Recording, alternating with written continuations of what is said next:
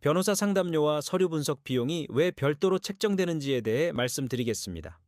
상담은 의뢰인의 설명을 중심으로 사건의 구조를 파악하고 대응 방향을 정리하는 과정이고, 서류 분석은 실제 문서 내용을 기준으로 법적 판단을 구체화하는 별도의 과정입니다. 상담 단계에서는 사건의 흐름, 현재 위치, 가능한 대응 방향을 정리하게 되지만, 서류 분석 단계에서는 계약서, 고소장, 판결문, 수사기록, 녹취록 같은 자료를 직접 확인하면서 법적으로 어떤 의미를 가지는지 하나씩 검토하게 됩니다.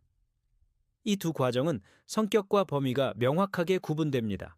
형사사건을 예로 들면, 상담에서는 경찰 연락을 받은 상황인지, 어떤 내용으로 조사가 예정되어 있는지, 현재 대응 방향이 무엇인지 중심으로 설명이 이루어집니다.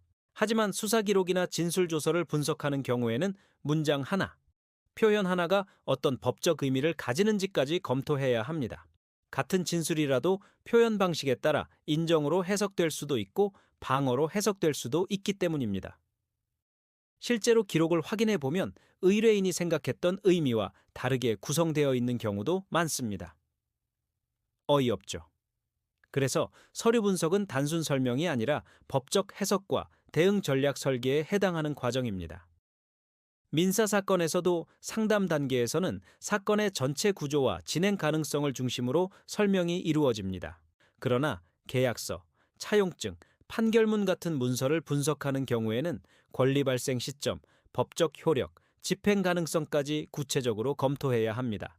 특히 강제 집행이나 재산 회수와 관련된 사건에서는 문서 내용에 따라 실제 집행 가능 여부가 달라지기 때문에 서류 분석은 사건 결과에 직접적인 영향을 주는 단계가 됩니다.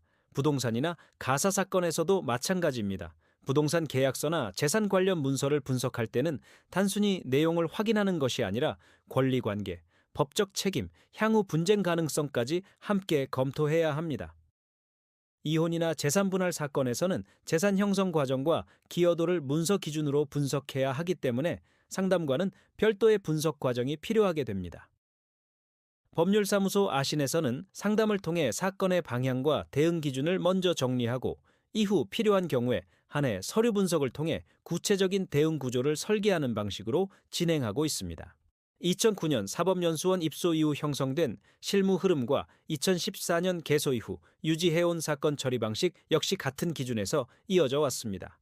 상담은 구조를 정리하는 단계이고, 서류 분석은 실제 대응을 준비하는 단계라고 이해하시면 됩니다.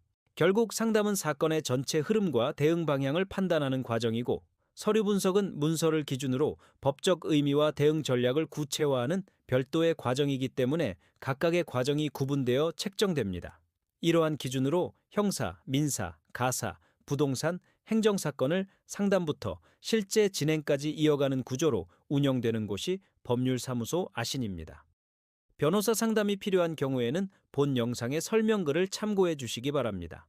구독과 좋아요는 보다 꼼꼼한 법률 상담에 도움이 됩니다.